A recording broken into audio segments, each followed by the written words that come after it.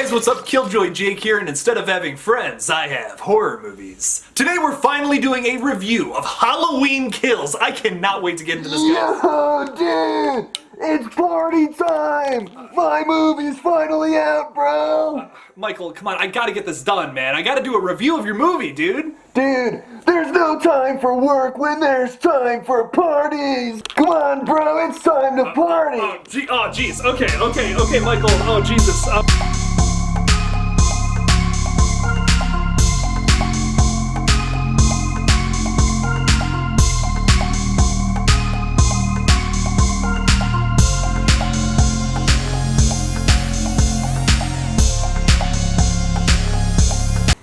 Oh, Michael, dude. Are you okay, dog? You throwing up? You filming me? Drink too much. You're not gonna post this, are you? No, Michael, I'm joking, no, God. What's your favorite scary movie? Well, I'm Pennywise, the dancing clown. Oh, no, not the beast! Not the beast! You son of a... God, don't do that. Well, sometimes that is better.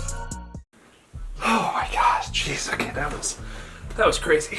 Okay, let's get into this review now, finally. I have some very mixed feelings about Halloween Kills. I truly loved this film. I think there is some genius concepts behind this movie that maybe, that might even top some of the, other original films in this franchise for how smart it is and how, well played out some of these thoughts are. But there is a lot of clunkiness to the narrative that I do have a bit of a problem with. The ending especially, I think it feels a little tacked on. The film certainly delivers on the kills. There are a lot of great kills throughout this, and without spoiling anything, I like to do the beginning of my reviews without any spoilers. There are a lot of great kills throughout this entire movie. Nothing super crazy that I was expecting some bigger, more creative kills. There's one or two in particular that I really loved. But Michael definitely has a bigger body count in this, but not as creative with his kills as he was in 2018. Which is a bit of a problem to me because I feel like this film, it's literally called Halloween Kills. This is supposed to be a step up from the last film, which had a lot of great gore, a lot of really creative and inventive kills. This film just had a lot of kills. It didn't have super inventive and gory kills, which is a bit of a problem, but I'll take all the bodies that we got from this film. I mean, it was still really cool to see Michael kill all those people. There's also a death that wasn't necessarily, Michael wasn't even at this location when this death happened, but I would even argue, I would go as far as to say that Michael had made this kill happen because of some stuff that we're gonna get into in a little while when I start talking about spoilers. My favorite thing about this film is we see the paranoia in the Haddonfield the townsfolk of Haddonfield. We see their paranoia and how freaked out they are about Michael Myers, and it leads up to this chaotic, explosive scene that I'm once again going to talk about later on. It's probably my favorite part of the entire movie, this addition of how chaotic things can get when people are just paranoid about something. You can almost take it as a commentary on what's happening right now in our world today. I think it's kind of brilliant. I think there's a lot of genius behind this film. This film really dives into the psychological horror more than anything, which I was not expecting. Totally blindsided by that, and I loved it. Even though I had some assholes in my comments section spoil stuff from this movie, they didn't spoil everything. There was a lot more to this movie, a lot of cool surprises that you don't see coming, that no matter how many things get leaked, you're not gonna be expecting it. David Gordon Green re-established the franchise with the 2018 film, and then he kind of does his own thing with this film, which I can appreciate, and it's fun, and it's a good time. I don't think I like it as much as the 2018 film, but this is a really fun slasher film that I think is incredibly smart and going to be underappreciated. A lot of people, it's gonna be a polarizing movie. A lot of people are not gonna like this film. Totally understandable. I appreciate it though. I think it's quite brilliant. I think there's a lot of genius behind this film, and Halloween fans need to go see it because there are a ton of hidden Easter eggs throughout. Now, getting into some spoilers, there's one thing I want to talk about so bad, but I'm waiting till the ending to talk about that. I want to talk about the kills first because obviously that's a lot of people are going to this expecting some crazy, big, inventive, scary kills, and honestly, it's a little underwhelming in that department. Like I said, there's a lot of people that get murdered in this film. It's obviously Michael Myers' highest body count in a film, clearly, maybe by a long shot. I didn't count an exact number. I'll wait for James A. Janice's video on that. But there was a lot of kills in this film, not all of them being as creative as they were in the 2018 film. I really like the kills in that movie. There was a lot of really inventive ones. The guy's head that he turns into a jack-o'-lantern, they might have stolen that from Terrifier, but I still think it's a cool kill. The head stomp, Sartain's head stomp is so fucking cool. There's a lot of great kills in that 2018 film, and this film doesn't have so many creative kills. It's a lot lot of like stabs. The most creative kills we get is like this one where Michael breaks a light bulb and stabs it through a lady's neck, which that was pretty fucking awesome. A lot of the firefighter kills were pretty cool too. But besides that, there's nothing really super inventive here. I mean, it's still, you know, it's a slasher flick. We still get a lot of blood and gore, and it's pretty disgusting, and I'll take that, but I was definitely expecting a little more from the kill. There was so many side plots happening in this movie, it just barely works for me though. I think like if it was any crazier and they tried to do any more with this movie, it would have completely fallen apart and would have like just landed on its head. It all does connect, which like you don't realize it does at the beginning, but like it makes sense as to why you're like seeing all these characters and why like Michael Myers is walking through a park. At first it seems like it's like, why is this in here? It seems like this is just in here to be like to add more bodies to the count, but it does make sense later on. There's a line about where like Michael is like doing like just literally walking a straight line through Haddonfield trying to get back home. So it makes sense as to why he like goes into like the old couple's house and why he's going through this park and like messing with these kids. It makes sense, but like there's definitely a point at the beginning, like when you're watching the first half of this film, where you're like, why am I even seeing these people right now? There are so many narratives going on throughout this film. There's like a shit ton of side plots with characters we've never met before. Then there's like a whole plot line from the 70s, which is actually really cool, where we see like what actually happens after the events of the original film. That was really dope. It definitely adds a lot to the mythology that we didn't know about before in this timeline at least. But there is a lot going on in this movie. This movie tries to do a lot. Honestly, I think it could have been 20 minutes longer too, and I'm gonna get into why I think that as well. It's a very epic film for being a slasher. There's like a lot of epic moments where it's like, oh, we have to rise up to stop this evil, and you really feel that. This film does a really good job at accomplishing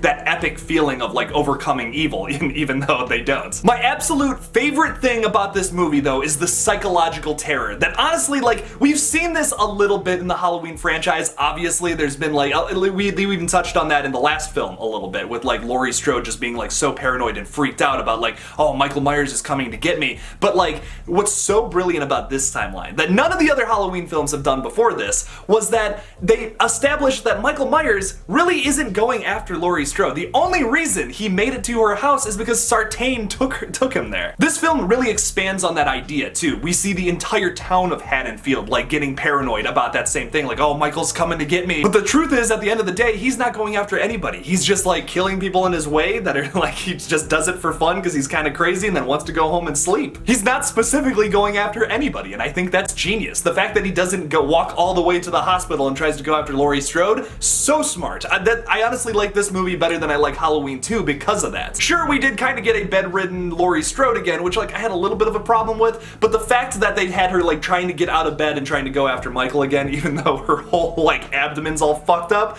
that was pretty awesome. That kind of saved that for me. I'm like, okay, at least they did that. They did that instead of just like having her lay in bed until the third act where she gets like a little final girl chase like in the second film. And although this movie is very similar to Halloween 2, it does a lot of its own things. There's a scene where the entire town of Haddonfield finds another escapee from the asylum, and it's not Michael Myers, but they all think it is. So they all chase him into this room, this top floor of the hospital. Guy breaks through the window and jumps out because he's so freaked out and kills himself. Dude, that's the scare, like, fight me on this, but that's the scariest thing that has ever happened in this franchise. That is fucking genius. I love psychological terror like that, and you could even argue that Michael killed this guy. I would argue that this guy is part of Michael's body count because he started that paranoia in the townsfolk of Haddonfield, and they chased this guy all the way up to the top floor of the hospital and made him jump out of the building because he was so freaked out from them being so crazy. It's absolutely genius. I fucking love it. I think, honest to God, I know this movie's gonna get a lot of shit because there's a lot of weird and crazy stuff going on in this movie,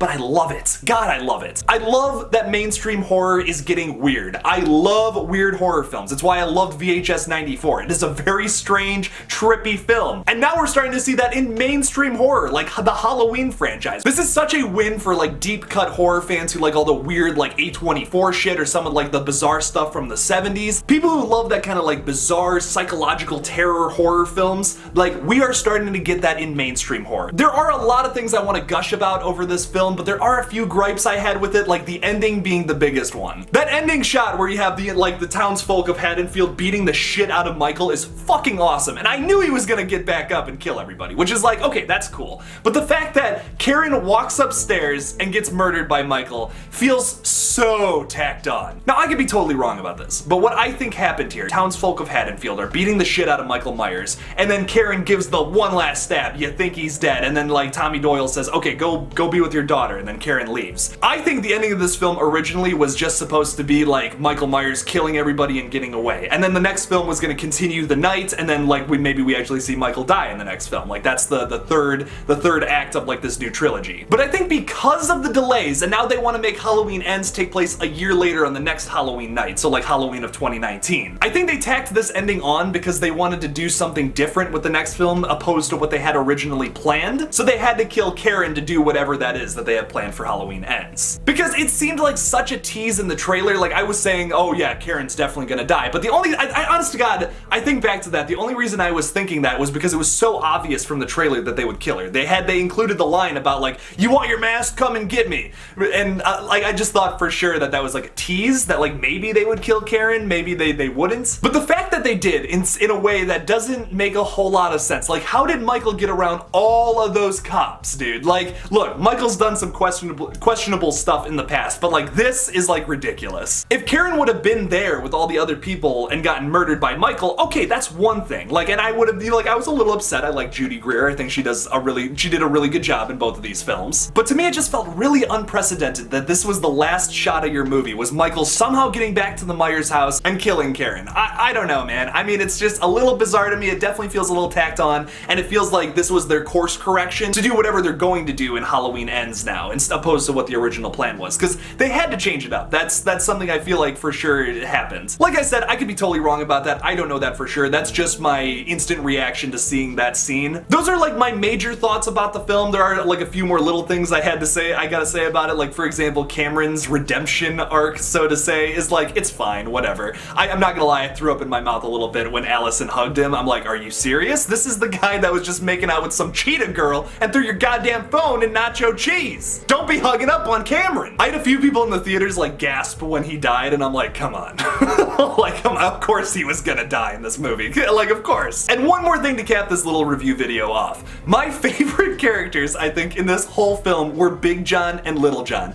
I laughed out loud when when they called each other that. Like, that is so fucking cute. They were such a great addition into this film, and I'm so glad that they were written into the script. Like, they definitely did not have to be there, but the fact that, like, a wonderful old gay couple is living in the Myers house is just, that's so wonderful to me. That's so funny. I love these characters. I was actually pretty sad to see them go. I mean, I kind of knew they were gonna die because, like, in a David Gordon Green film, I've learned this from the 2018 film, if you introduced some new characters randomly out of nowhere, they're probably gonna get murdered in the next 15 minutes. I really love Green's style. I love what he's brought to the Halloween franchise. This one was definitely a little upsetting, definitely the Empire Strikes Back of this new trilogy, but overall a great time. Definitely a little clunky, and definitely I had a few gripes with it, but it was a really fun film overall. What did you guys think of Halloween Kills? Leave me a comment about it down below. Thank you all so much for watching my Halloween Kills review. Don't forget to like this video and subscribe for more horror content. Follow me on Twitter, Instagram, and TikTok. Just look up KillJoy Jake and I'll come up. Please consider supporting me on Patreon. The link for that will be in the description below, and as always, don't forget to kill it out there, y'all.